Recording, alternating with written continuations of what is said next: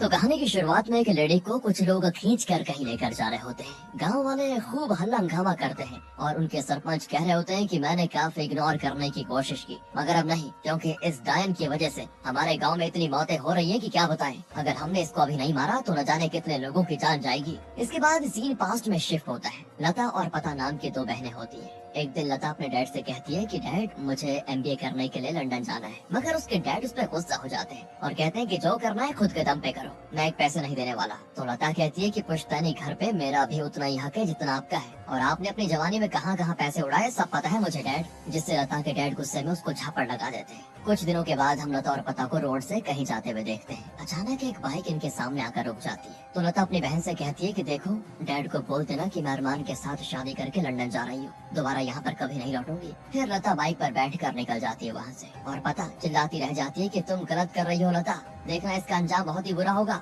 Scene यहाँ से present में शिफ्ट होता है। लता लंदन से वापस अपने घर आती है। घर पे लता का बारिन नाम का एक लॉयर इंतजार कर रहा होता है। लता के आने में लेट हो जाती है तो लॉयर कहता है ठीक है, तुम रेस्ट करो, मैं निकलता हूँ, कल आकर तुमसे बात करूंगा। लता कहती है नहीं, मैं तो पूरी फ्लाइट में सोई भी थी और अभी तो सिर्फ रात के 11 ही बज रहे हैं, जो बात करनी है अभी कर लीजिए, मुझे कुछ पर्सनल काम भी है। तब लॉयर अंकल बताते हैं कि ब्रिटिश बंगला जहाँ पे तुम पली बड़ी थी और चाय बागान, ये सब तो तुम्हारे डैड ने बेच दिया था। अब तो सिर्फ ये कोलकाता का घर और कुछ बॉन्ड्स वगैरह ही बचे हुए हैं। इसके अलावा कुछ कैश और प्रॉपर्टीज भी हैं, हालांकि इनकी कीमत भी काफी ज्यादा है। लता पूछती है कि फिर भी कितनी वैल्यूएशन होगी इसके हिसाब से। तो लॉयर कहता है कि तुम्हारे डैड को अगर पता चलता ना कि तुम सिर्फ प्रॉपर्टी लेने के लिए वापस आई हो तो उन्हें बहुत बुरा लगता। तुम दोनों ने जो कांड किया उसके बाद तो तुम्हारे डैड तुम दोनों से काफी नाराज थे। वो तो तुम दोनों को अपनी जायदाद से बेदखल करना चाहते थे, मगर फिर आखिरी दिनों में वो सॉफ्ट पड़ गए और उन्होंने मरने से पहले एक विल बनवाई, जिसके हिसाब से जितनी भी संपत्ति उनके पास बची थी उसे उन्होंने 2 बराबर हिस्सों में बांट दिया था। साथ ही उन्होंने ये भी मेंशन करवाया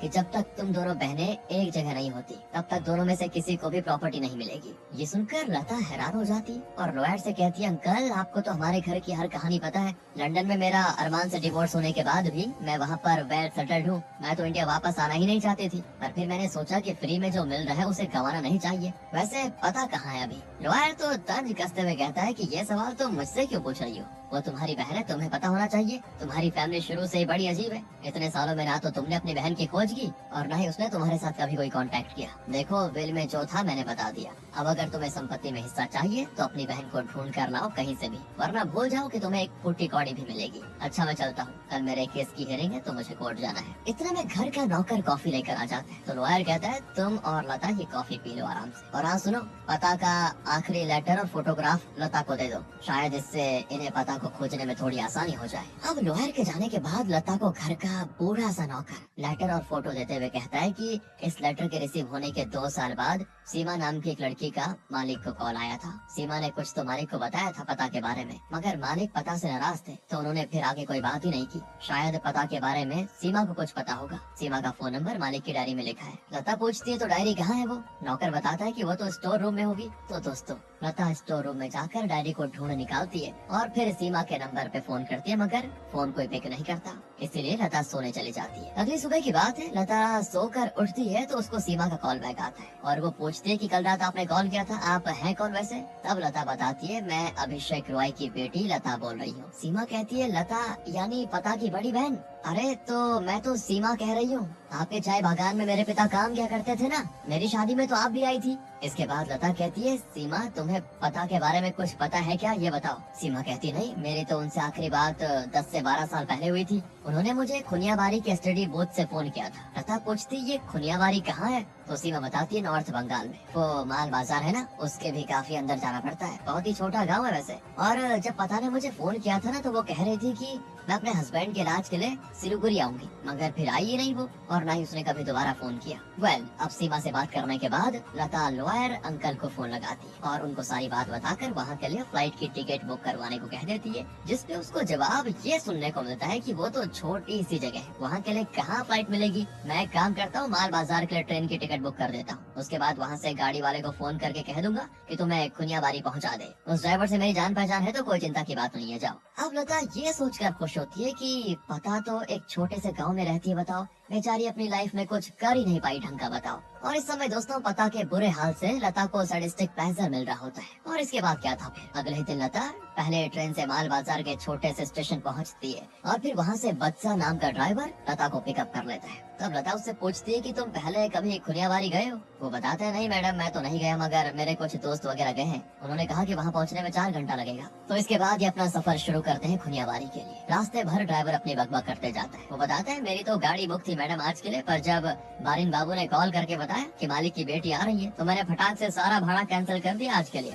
अभिषेक साहब ने हमारे लिए क्या कुछ नहीं किया, बताओ, इतना तो मैं उनके लिए कर ही सकता हूँ। उसके बाद दोस्तों फिर वो कहने लगता है कि मेरी ये वैन दिखने में नहीं लगती है ना, मगर मैंने इसको सेकंड हैंड खरीदा। पहले इस वैन को मेरा एक फ्रेंड एम्बुलेंस की तरह यूज करता था, पर आज देखो मैंने अपनी गाड़ी को पूरा चमका धमका के रखा हुआ है। पर मैंने ब्लू लाइट और हूटर अभी भी रखा हुआ है, पता है क्यों? जहाँ भी रास्ते में मैं ज्यादा भीड़ भाड़ देखता हूँ तो वहाँ पर हूटर बजा देता हूँ ताकि लोगों को ये लगे कि एम्बुलेंस है और मुझे रास्ता खाली मिल जाता है। पर दोस्तों लता को इसकी बकबक से कोई लेना देना था ही नहीं और आपको भी नहीं होगा वैसे। तो वो अपना फोन चेक करती है किसी को कॉल करने के लिए, मगर फोन में तो नेटवर्क होता ही नहीं। जब वो ड्राइवर से इस बारे में पूछती है तो ड्राइवर कहता है इस घने जंगल में आपको नेटवर्क कहाँ से मिलेगा दीदी, कुछ देर की बात है, पक्की रोड मिल जाएगी तो वहाँ नेटवर्क आ जाएगा। चलो कुछ घंटे सफर के बाद लता को लेकर ड्राइवर पहुँच जाता है खुनियाबारी। गाँव के बाहर ही उसे 2 बच्चे खेलते हुए मिल जाते हैं। तो ड्राइवर उनसे पूछता है इस गाँव के सरपंच का घर किधर है? जिसपे वो बच्चा कहता है कि हम अपने सरपंच को जनगुरु कहते हैं, वैसे वो अभी घर पर होंगे भी नहीं, नदी किनारे मिलेंगे वो तो आपको। अब ड्राइवर को ये गांव देखा हुआ था नहीं, तो वो बच्चों से कहता है कि एक काम करो जरा हमारे साथ चलकर अपने जनगुरु तक हमें पहुंचा दो। तो वो दोनों बच्चे वैन से लटक कर रास्ता बताते बताते इन्हें नदी किनारे लेकर आ जाते हैं। वहाँ पे इतनी सारी वॉयलेंट भीड़ देखकर लता थोड़ी घबरा भी जाती है। गाँव के लोग नाच रहे होते हैं, उनके पास हथियार भी है, कुछ ने हाथों में कतार ले रखी थी तो कुछ ने जलती हुई मसाल।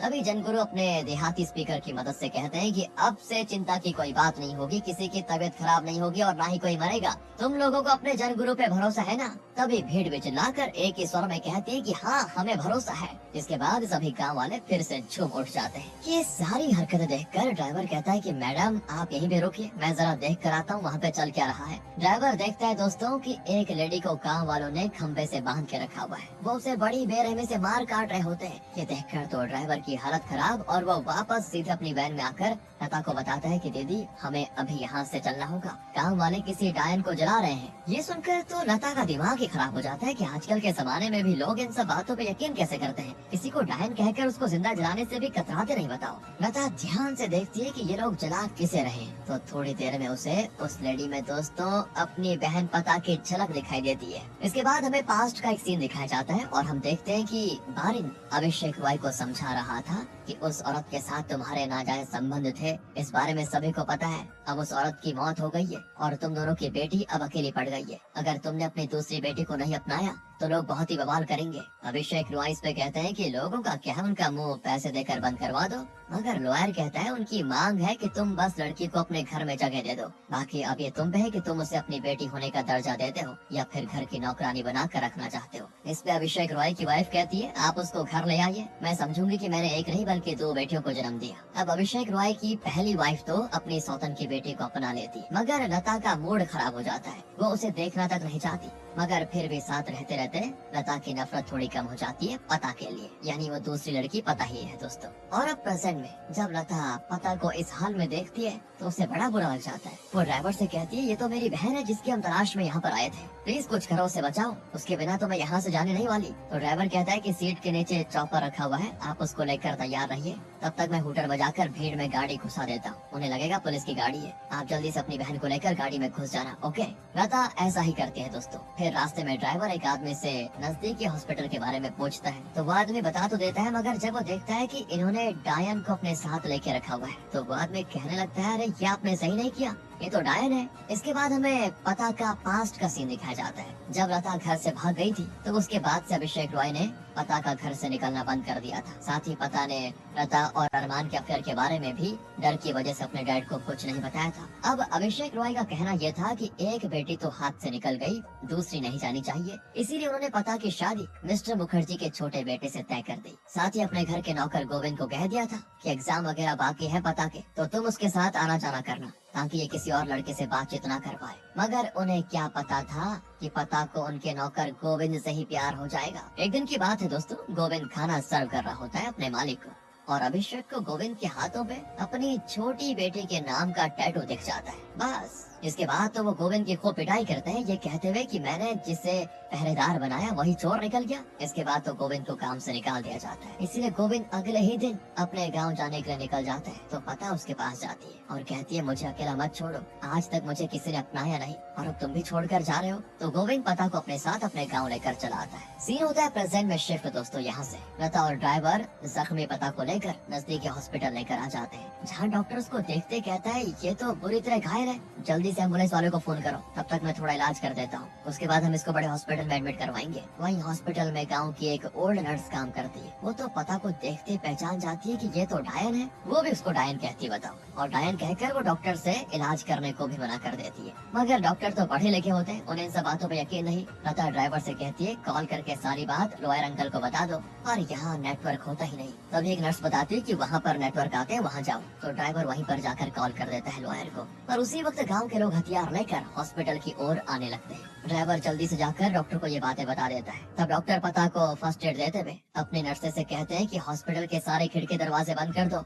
इसके बाद डॉक्टर बड़े ध्यान से देखते हैं तो पता के पेट में कई सारे गहरे घाव हैं, जिन्हें सिलने की जरूरत है। इसलिए वो नर्सेस को फिर मिनी ऑपरेशन थिएटर सेटअप करने को कहते हैं। तब और नर्स कहती है कि सर, मैं अभी भी कह रही हूँ, हमें इस मामले में नहीं पड़ना चाहिए, बाहर गाँव वाले आ चुके हैं, वो तोड़ फोड़ करने पे उतारू है। तब डॉक्टर उसको समझाते हैं कि देखो, हम भीड़ के डर से अपनी ड्यूटी से नहीं हट सकते, और तुम तो इस हॉस्पिटल की सीनियर नर्स हो, तुम्हारी बिना मदद के हम इस पेशेंट को नहीं बचा पाएंगे। डॉक्टर की बातें वो ओल्ड नर्स मान लेती है, मगर उसे बहुत डर भी लगता है। वहीं इतना कुछ पहली बार देखकर लता की भी तबीयत बिगड़ जाती है। तब एक नर्स उसका ख्याल रखती है। उस समय अंदर ये सारी चीजें चल रही होती है और बाहर से जनगुरु धमकी पे धमकी दिए जा रहा होता है। वो कहता है कि मैंने अभी एक बीड़ी सुलगाई है, अगर इस बीड़ी के खत्म होने से पहले तुमने उस डायन और उन 2 शहरी लोगों को बाहर नहीं किया तो इसका अंजाम बहुत ही बुरा होगा। तभी ड्राइवर देखता है कि जनगुरु तो मेरी गाड़ी के ऊपर चढ़कर बैठा हुआ है। वो उससे कहता है कि देखो, मेरा इसमें कोई रोल नहीं, मेरी गाड़ी को कोई नुकसान मत पहुंचाना। ये सुनते ही जनगुरु अपने लोगों से कहकर उसकी गाड़ी में आग लगवा देता है। ड्राइवर को आता है बड़ा गुस्सा और वो परेशान भी। वो गुस्से में कहता है कि जिस तरह तुमने मेरी गाड़ी जलाई है ना, उसी तरह मैं तुम्हें भी जला डालूंगा। गुस्से में ड्राइवर गेट खोलने के लिए चाबी मांगने लगता है लता से। तो वो उसको समझाती है, ये लोग तुम्हारी वीकनेस का फायदा उठाने की कोशिश कर रहे हैं, तुम इनके जाल में मत फंसो। और तब ड्राइवर बच्चों की तरह रोता है और कहता है, उन्होंने मेरी गाड़ी जला दी, उसी गाड़ी से कमाई करके मैं परिवार का पेट पालता था। तब लता ड्राइवर से प्रॉमिस करती है कि अरे मैं तुम्हें नई गाड़ी दे दूंगी, इससे भी ज्यादा अच्छी। इधर जनगुरु का बेटा हॉस्पिटल के पीछे खिड़की से हॉस्पिटल के अंदर घुस आता है। वो एक नर्स को पहले थोड़ा हरास करता है और फिर उसे बड़ी ही बेरहमी से मार पीट कर एक जगह पे बांध भी देता है। इसके बाद जब डॉक्टर और नर्सेस पता को स्ट्रेचर पर लेटाकर सेकंड फ्लोर पर लेकर जा रहे होते हैं, क्योंकि वहीं पे ओटी है, तो अचानक वहाँ पे जनगुरु का बेटा घुसकर पता को स्टैप कर देता है। तभी पीछे से ड्राइवर उसको दर्द दबोचता है। उसको देखकर ओल्ड नर्स बिल्कुल हैरान और सभी को बताती है, ये तो जनगुरु का बेटा श्याम है। अब यहाँ पे लता अपना दिमाग लगाती है और ड्राइवर से कहकर श्याम के हाथों चाकू लेकर उसके गले पे लगवा कर गेट के पास लेकर आती है। दरअसल जनगुरु के लोग हॉस्पिटल को आग लगाने वाले थे, इसीलिए लता कहती है, अगर तुमने हॉस्पिटल को आग लगाया तो श्याम भी हमारे साथ मारा जाएगा। इसके बाद वो श्याम की जान की धमकी देकर जनगुरु से उसका देहाती माइक मांग लेती है और फिर उसी माइक से अनाउंस करती है कि आधे घंटे के अंदर मुझे यहाँ पे एक एम्बुलेंस चाहिए, और तब तक बाहर से अगर किसी ने कोई गड़बड़ी की तो उसका नतीजा अंदर श्याम अपनी जान देकर चुकाएगा। इसके बाद नर्स को अंदर वो जख्मी नर्स मिल जाती है। फिर वो अपने साथी को रिहा करती है और शाम को नींद की इंजेक्शन देकर बेहोश कर देती है, ताकि अंदर वो कोई प्रॉब्लम क्रिएट ना कर पाए। इसके बाद डॉक्टर लता को बताते हैं कि हमने पेशेंट की सर्जरी तो कर दी है, मगर उसका काफी ब्लड लॉस हो चुका है, इसीलिए हमें 2 यूनिट ब्लड की बहुत जरूरत है। तो लता अपना ब्लड दे देती है। इसके बाद जब वो जनरल वार्ड में रेस्ट करती है ना, तो वहाँ पे एक बूढ़ा पेशेंट होता है। जब उसको सारी चीजें पता चलती है तो वो बताता है कि 15 साल पहले पता इस गांव में शादी करके आई थी। गांव वालों में खुशी की लहर थी कि हमारा गोविंद शहर से इतनी सुंदर लड़की लेकर आया। आइए दोस्तों, हम भी देखते हैं क्या माहौल था उस समय का। गोविंद के घर वालों ने सारे रीति रिवाज के अनुसार इन दोनों की शादी करवाने का फैसला किया था। नई दुल्हन को देखने के लिए पूरा गाँव गोविंद के घर आया था और उसी भीड़ में जनगुरु भी था। उसकी नियत पता पे खराब हो जाती है साथ ही उसे गोविंद से बड़ी जलन भी थी कि उस जैसे गरीब के इतने अच्छे नसीब कैसे हो सकते हैं कि इतनी सुंदर बहू मिल गई। इसके बाद पता अपनी शादी की फोटो के साथ अपने घर वालों के लिए एक लेटर लिखती है, जिसमें वो बताती है कि मैंने गोविंद से शादी कर ली है, अगर आप मुझे मेरी इस गलती के लिए माफ कर देंगे तो लेटर जरूर लिखिएगा। फिर जब पता उस लेटर को लेटर बॉक्स में डालने जाती है तो जनगुरु उसको छेड़ना शुरू कर देता है। वो काफी गंदी गंदी बातें करता है, जिससे पता को बहुत ही खराब लगता है और वो ये बात जाकर अपनी सास को बताती है। मगर गांव वालों की नजरों में तो जनगुरु एकदम भगवान वाली इमेज बना के रखा हुआ था, इसीलिए सासू माँ जो थी वो पता पे भड़क जाती है कि तुम्हारे ही लंगडन ठीक नहीं लग रहे मुझे, अब से तुम जब भी बाहर जाओगी घूंघट लेकर ही जाओगी। प्रेजेंट में दोस्तों लता को जब पता के इस एक्सपीरियंस के बारे में पता चलता है तो वो रो पड़ती है। तभी उसे नर्स की किसी से बहस करने की आवाज आती है। वो जाकर देखती है तो एक आदमी अपनी प्रेग्नेंट वाइफ को ठेले पर लेकर आया होता है। वो खिड़की से नर्स से मिन्नतें करता है कि प्लीज मेरी बीवी की जान बचा दो, मगर नर्स कहती है कि यहाँ का माहौल सही नहीं है, अभी हम लोग गेट वगैरह नहीं खोलने वाले। तब लता बीच में इंटरफेयर करती है और नर्स से कहती है हम एक इंसान की जान बचाने के लिए दो जान को खतरे में नहीं डाल सकते ना, इसलिए पीछे के दरवाजे से प्रेग्नेंट लेडी को अंदर कर दो। तब वो नर्स बात मानकर उस प्रेग्नेंट लेडी को सिर्फ अंदर कर लेती है। फिर वो लता से कहती है मैं इनका जब तक ख्याल रखती हूँ तब तक आप डॉक्टर को इन्फॉर्म कर दो। इसीलिए दोस्तों लता चली जाती है डॉक्टर को इन्फॉर्म करने, मगर तब तक में वो प्रेग्नेंट लेडी जो अभी तक दर्द के मारे चिल्ला रही थी वो अचानक नर्स की गर्दन को स्टैप करके उसे मार डालती है। इसके बाद रिवील होता है दोस्तों कि वो प्रेग्नेंट लेडी कोई और नहीं बल्कि जनगुरु की बेटी और श्याम की बहन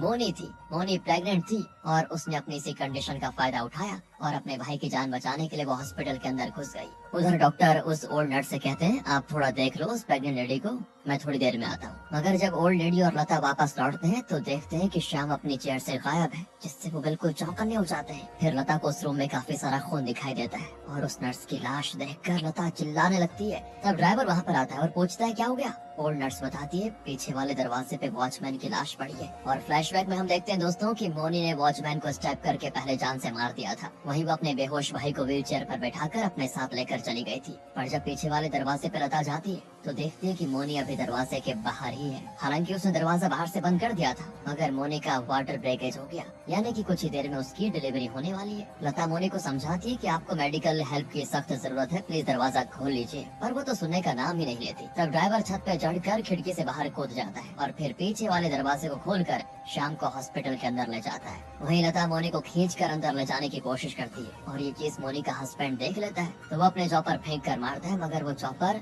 लता को लगने के बजाय मोनी को लग जाता है। इसके बाद सीन पास्ट में होता है शिफ्ट। लता के घर पे आने के बाद मिसेस रॉय ने उसका नाम बदल दिया था। दरअसल उसका नाम पहले लाली था, मगर मिसेस रॉय ने क्योंकि उसे अपनी बेटी मान लिया था इसीलिए उन्होंने अपनी बेटी के मिलता जुलता नाम ही उसे नाम दे दिया, यानी कि उनकी अपनी बेटी का नाम लता था तो उसको नाम दिया पता। वो अपनी दोनों बेटियों को इक्वली प्यार करती थी। मिसेस रॉय बहुत ही अच्छी लेडी थी वैसे, मगर कहते हैं ना अच्छे लोगों को भगवान जल्द ही अपने पास बुला लेता है, इसीलिए जल्दी उनको जानलेवा बीमारी हो गई। डॉक्टर का कहना था कि उनके पास 9 महीने बचे हैं। और तब अभिषेक रॉय कहता है कि ये लड़की भी अपनी माँ की तरह कुलचनी है, जब से हमारे घर में कदम रखा तब से कुछ न कुछ बुरा ही होता जा रहा है। सीन यहाँ से प्रेजेंट में दिखाते हैं कि क्या हो रहा है दोस्तों। तो अपने पति के चॉपर की वजह से मोनी की जान चली जाती है, मगर डॉक्टर उसके बच्चे को सही सलामत पेट से निकालने में कामयाब हो जाते हैं। सीन फिर से पास्ट में शिफ्ट होता है। इसके बाद हम देखते हैं कि शादी के काफी टाइम के बाद भी गोविंद की वाइफ यानी कि पता प्रेग्नेंट नहीं हो रही थी। तो बाकी गांव वालों ने कहा कि अपनी बहू को जनगुरु के पास लेकर जाओ, उसने कईयों की सूनी गोदे भरी है। मगर पता को तो पता था कि जनगुरु की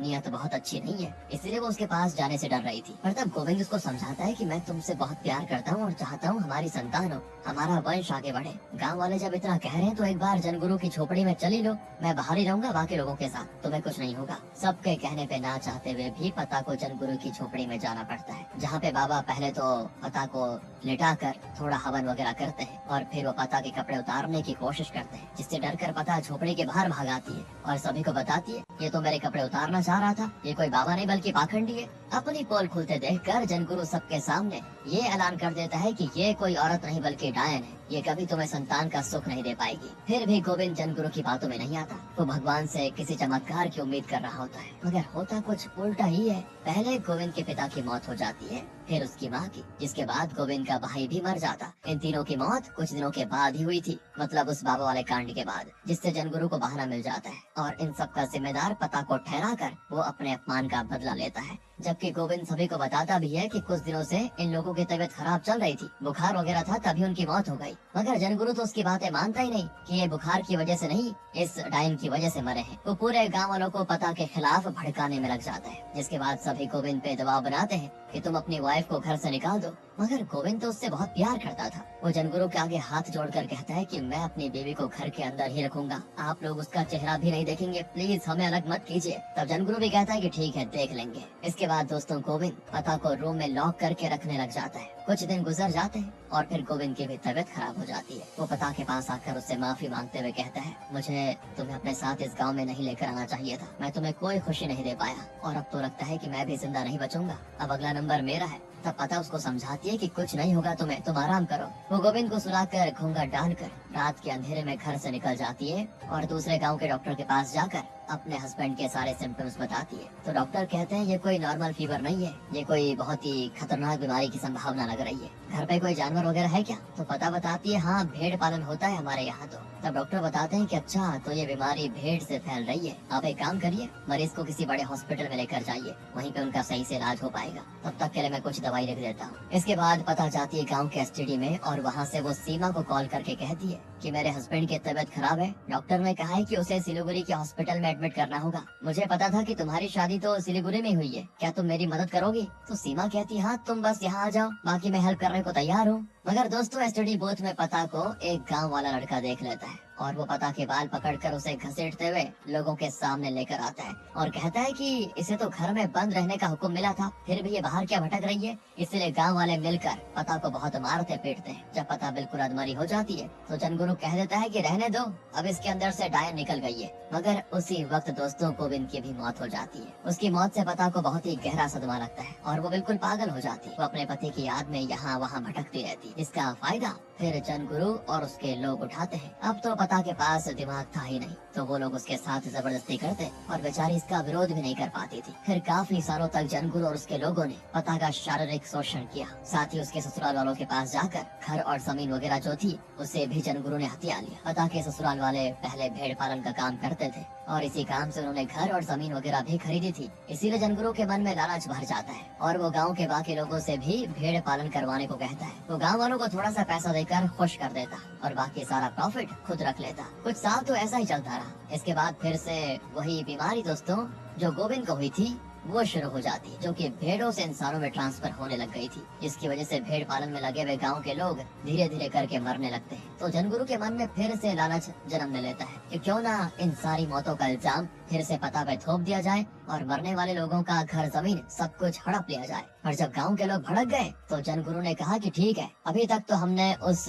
पता नाम के डायन को बहुत इग्नोर किया, पर अब तो हमें इसका सफाया करना ही होगा, आज ही इसको अग्नि में समर्पण करना होगा। इतना कहकर वो पता को जलाने के लिए नदी किनारे लेकर जाता है और फिर दोस्तों लता और वो ड्राइवर बदसा मिलकर पता को उनके चंगुल से छुड़ाते हैं, उसे हॉस्पिटल लेकर आते हैं। इसके आगे की कहानी तो आपको पता ही है। सीन होता है प्रेजेंट में शिफ्ट। लता अपनी बेहोश बहन पता से कहती है, मुझे माफ कर दो, माँ ने मुझसे हमेशा कहा कि मैं तुम्हारा ख्याल रखूं, पर मैंने तुम्हें दिल से कभी अपनी बहन माना ही नहीं। मुझसे बहुत बड़ी गलती हो गई कि मैं तुम्हें यहाँ छोड़कर अकेले ही लंदन चली गई, पर अब मैं सब ठीक कर दूंगी। मैं तुम्हें अपने साथ लंदन लेकर जाऊंगी और फिर हम दोनों बहनें साथ में रहेंगे। तभी बाहर से जनगुरु आवाज लगाकर डॉक्टर को बाहर देखने को कहता है तो डॉक्टर के पैरों तले जमीन खिसक जाती है दोस्तों, क्योंकि जनगुरु के लोगों ने डॉक्टर के घर जाकर उसकी वाइफ को उठा लिया था। अब उसकी वाइफ के गले पे ढेर सारे हथियार लटक रहे होते हैं। ये देखकर नर्सेस क्या करती है ना कि हॉस्पिटल का दरवाजा अचानक खोलकर पहले तो पता को उसके स्ट्रेचर के साथ हॉस्पिटल के बाहर कर देती है और जब लता इसका विरोध करती तो उसे भी बाहर कर दिया जाता,